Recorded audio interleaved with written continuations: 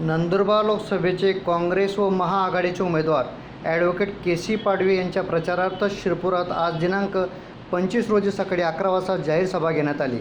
प्रचंड तापमान असताना देखील हजारोच्या संख्येने शिरपूर तालुक्यातील लोक सभेला आले होते. आमदार काशीराम पवार यांनी माझ्या विधानसभा मतदारसंघातून काँग्रेसला प्रचंड मतांची आघाडी मिळवून देऊ असे आश्वासन दिले. सभेला संबोधित करताना आमदार अमरीशभाई पटेल यांनी जातीपातीचे राजकारण करणाऱ्यांना सत्तेपासून लांब ठेवून ॲडव्होकेट के.सी. पाडवी यांना मतं देण्याचे आवाहन केले. माझ्या 30 वर्षाच्या या तालुक्यातील सेवा लक्षात घेऊन व माझ्यावर विश्वास ठेवून मागील निवडणुकीतील हिना गावितांच्या 50,000 मतांचा लीड आता के.सी. पाडवींच्या पारड्यात टाकण्याची कडकडीची विनंती त्यांनी यावेळी मतदारांना केली. माणसाच्या जीवनामध्ये बदल व्हायचा असेल तर चांगलं एज्युकेशन मिळालं पाहिजे. मुंबई पुण्यासारखी शाळा असायला पाहिजे. माझ्या मुलाला 2 पायावर मजबूत उभा राहण्यासाठी, त्याला शक्ती प्रदान करण्यासाठी त्याला चांगलं एज्युकेशन मिळालं पाहिजे.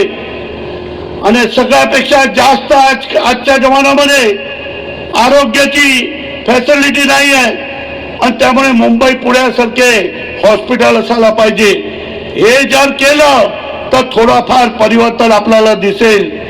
आणि त्याच्यामध्ये सगळ्यापेक्षा महत्वाचा, शेतीमालाचा जर भाव आपल्याला चांगले मिळाले तर आमची समृद्धीमध्ये वाढ होईल.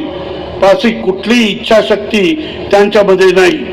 टीव्हीवर आपण काय पाहतो, रोज सकाळ उठलं तर काय पाहतो, हिंदुस्थान पाकिस्तान, आतंकवाद काश्मीर, हिंदू मुसलमान. अरे हे सगळं बोलण्याने काय होणार आहे?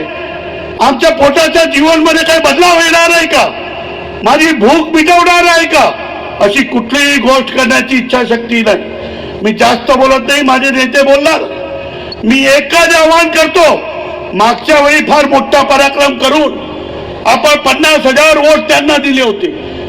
आता आपला पराक्रम करून ते उलटून आपले 50,000 मत आपल्याला के.सी. पाडवी साहेबाला द्यायचे आहे. माजी मंत्री हर्षवर्धन पाटील यांनी नरेंद्र मोदी यांच्या मन की बातचा चांगला समाचार घेताना म्हटले, विकासावर मन की बात बोलण्यापेक्षा एकदा शिरपुरात येऊन अमरीशभाईंना भेटून विकास कसा साधावा हे पाहिले असते तर खऱ्या अर्थाने विकास करता आला असता, असा चिमटाही त्यांनी यावेळी काढला. माजी मुख्यमंत्री अशोकराव चव्हाण यांनी ॲडव्होकेट के.सी. पाडवी यांच्या रूपाने अनुभवी व हुशार उमेदवार केंद्रात पाठवण्यासाठी मतदारांना प्रचंड मतांनी विजयी करण्याचे आवाहन केले. माणूस नाही आहे. 24 तास ग्रामीण भागामध्ये फिरणारा, आदिवासी पाड्यांमध्ये फिरणारा, शहरामध्ये जाणारा, समजून घेणारा, विधानसभेमध्ये आपले प्रश्न चिकाटीने पाठपुरावा करणारा. आणि म्हणून म्हणतो केसीचा आणि एसीचा काही संबंध नाही.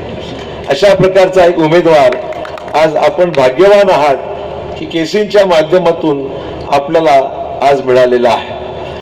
यावेळी दहिवत गावाचे माजी उपसरपंच शिलदार पावरा व भाजपाचे देवीदास सूर्यवंशी यांनी काँग्रेसमध्ये जाहीर प्रवेश केला. यावेळी नंदुरबार लोकसभेचे काँग्रेसचे उमेदवार ॲडव्होकेट के.सी. पाडवी, मुंबई विद्यापीठाचे माजी कुलगुरू डॉक्टर भालचंद्र मुनगेकर, आमदार मुझफ्फर हुसेन यांनी मनोगत व्यक्त केली.